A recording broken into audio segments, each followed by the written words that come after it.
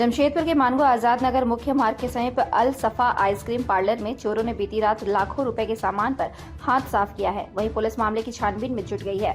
मानगो थाना क्षेत्र में पिछले कुछ दिनों से चोरी की घटनाओं में काफी इजाफा देखने को मिल रहा है। वहीं 3 महीने के अंदर अल सफा आइसक्रीम पार्लर में चोरों ने दूसरी बार हाथ साफ किया है।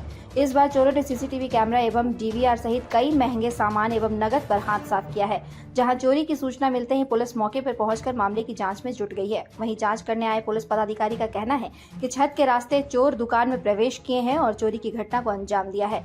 वहीं इस घटना के संदर्भ में दुकान के मालिक मोहम्मद शकील अनवर ने कहा कि 1 लाख से अधिक मूल्य का सामान एवं नकद चोर अपने साथ ले गए हैं।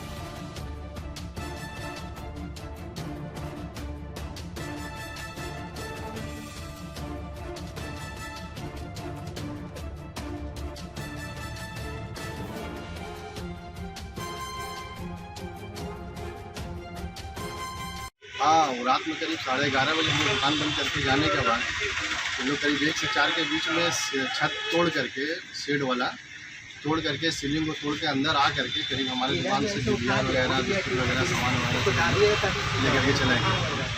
कितने का नुकसान हुआ है? मैं मुमकिन अंदाज़ा लगा रहा हूँ, जैसा कैश और सामान था, उस सामान और कैश के हिसाब से अप्रोक्स 80 से 90 हज़ार का मेरा सामान था।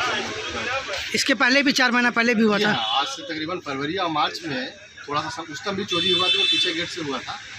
तो क्या लगता कौन लोग होंगे? ये हमको ये समझ में आता है जो हमारे दुकान में बराबर आते हैं, रहते हैं, जाते हैं, उठते हैं। उन्हें पहले मुआयना किए हैं, उसके बाद उन्हें चोरी किए। या यहाँ पर सामने में जो बैठते हैं, जो नशा पानी करते हैं, उन लोगों में से कोई होंगे, तो कहना मुश्किल है। रात में चोरी होने की मामला है।